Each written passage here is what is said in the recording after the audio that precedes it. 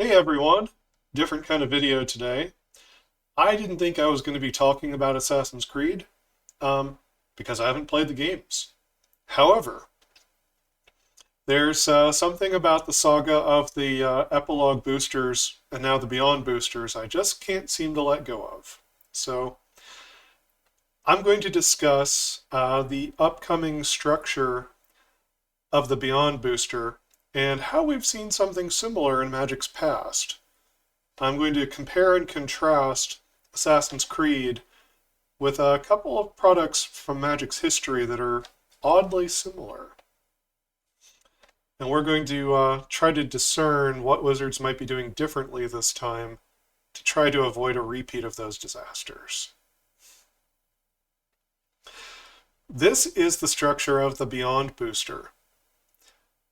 So the Epilogue booster was structured very similarly to this. Let's go over the differences. Epilogue boosters did not have a basic land slot.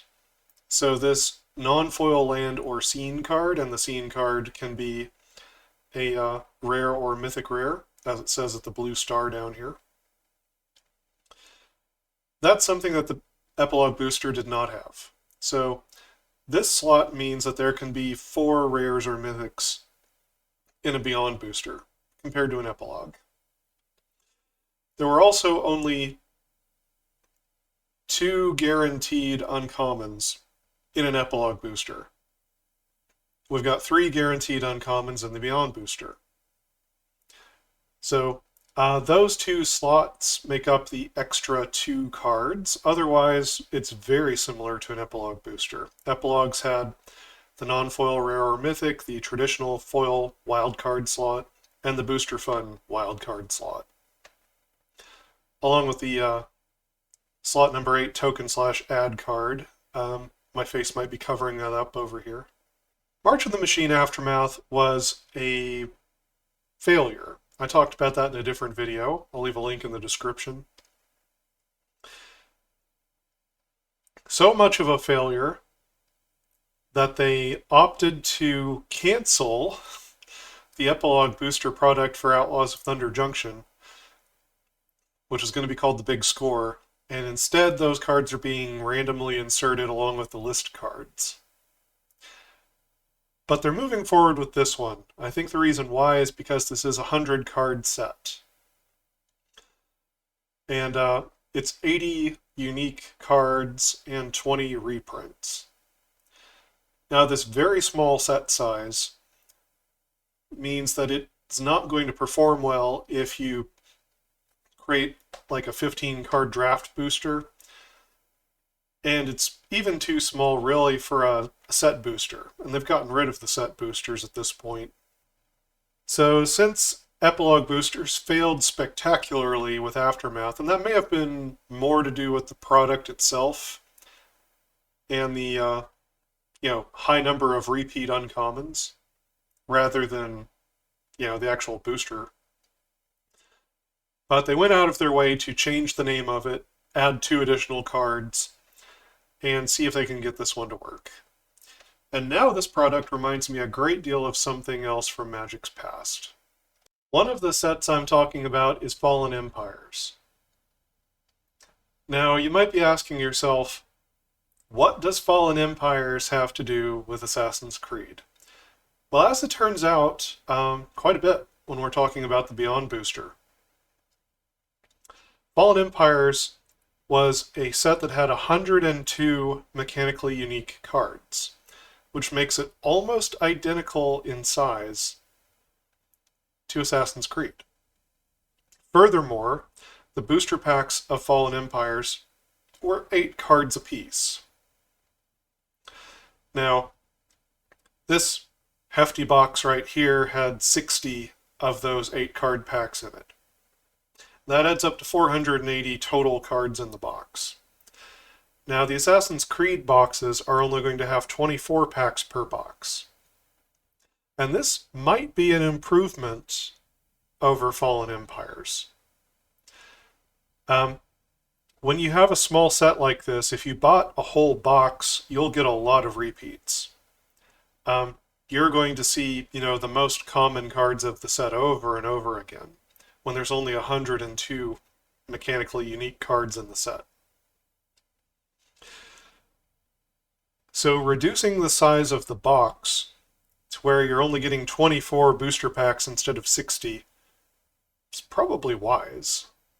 But Fallen Empires is not alone in this. There was another set from near the same time in Magic's history by the name of Homelands.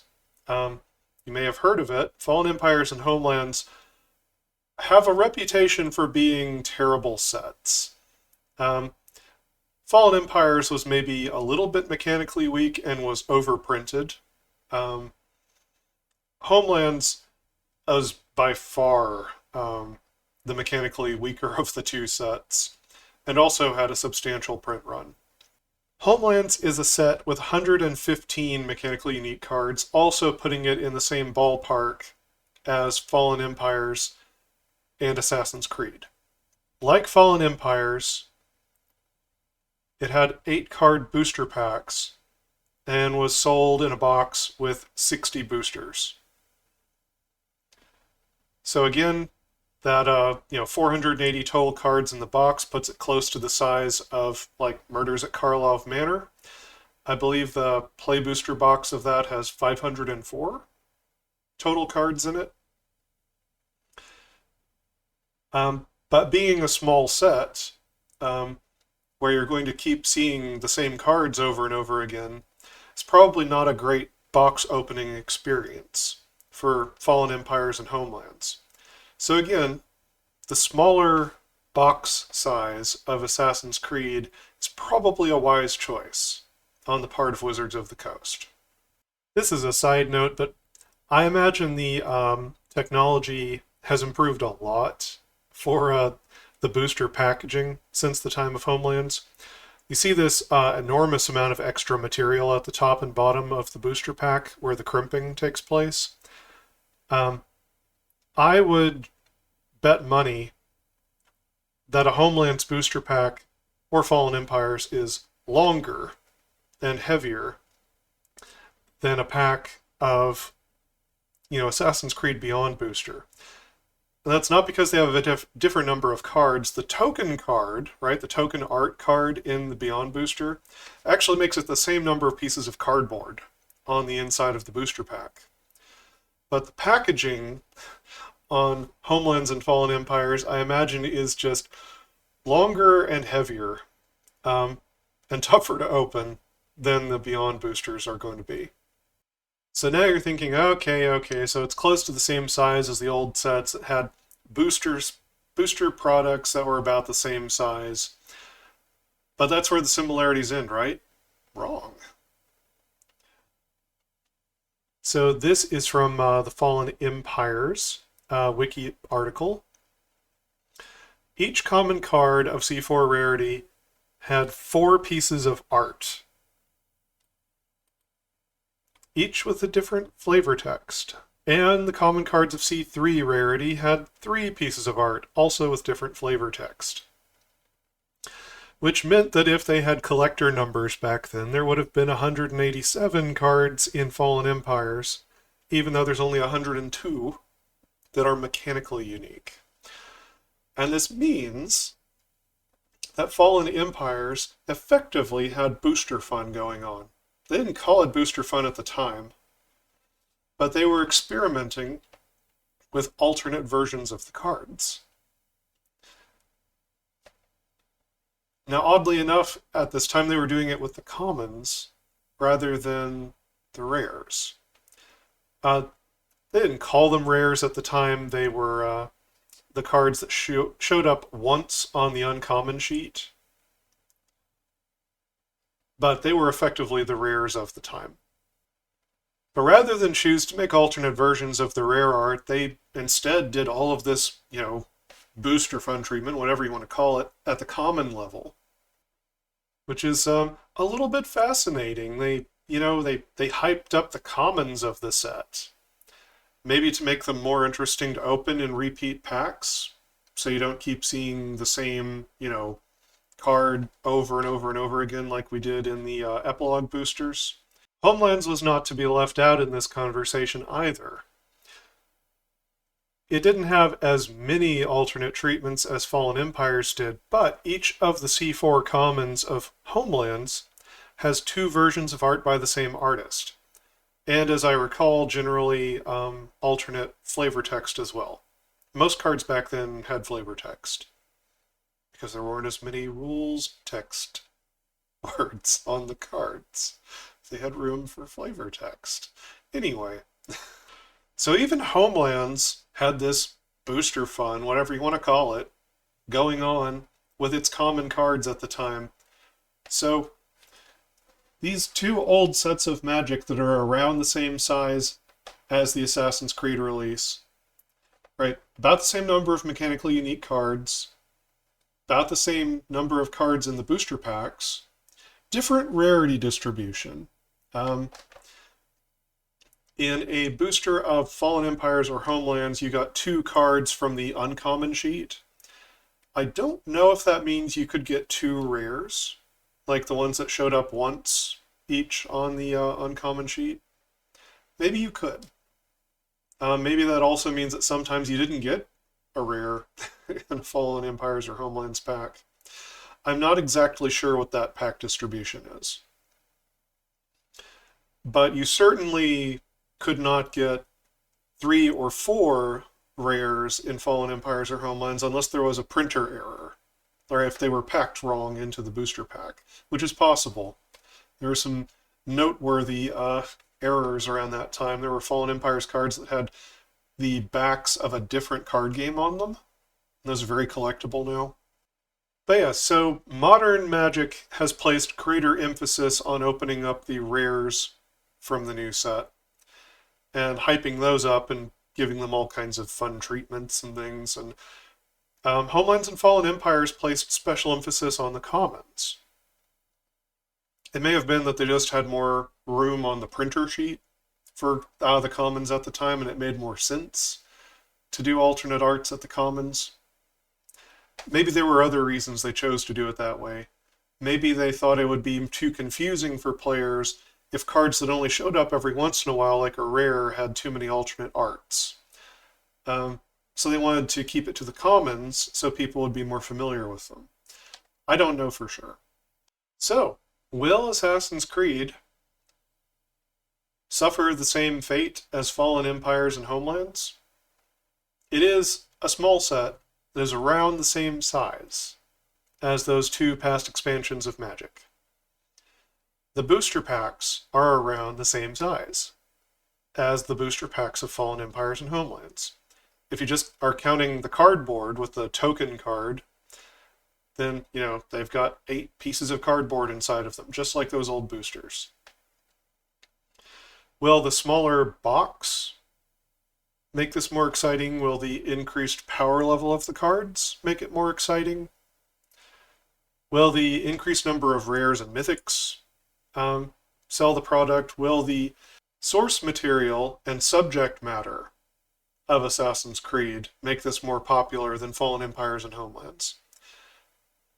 And don't get me wrong, Fallen Empires and Homelands are a couple of sets that are laden with cool flavor. All kinds of history and flavor text and story takes place on Sarpedia and Olgrotha. So you can't say that Fallen Empires and Homelands have nothing interesting as far as their story and their setting. That is probably the greatest selling point of those old sets. So, it didn't save Fallen Empires and Homelands. Will it save Assassin's Creed? Or is Magic going to discover that the small set size and the small booster pack size is cursed? Just has an ongoing problem where the pack distribution, the high number of repeat cards, is going to be off-putting to players yet again. In the old block structure, there used to be 1 large set followed by 2 small sets. Those small sets were larger than the sets we're talking about here, but not much bigger. And those small sets tended to have problems. They didn't always see a lot of popularity. They didn't always implement the set mechanics well. Sometimes they ran out of design space while they were trying to go into those, and they had to do something off in a different direction. The second and third sets of blocks often faced issues, especially the third set of blocks. I'm thinking of sets like Saviors of Kamigawa and Dragon's Maze, but there are plenty of examples.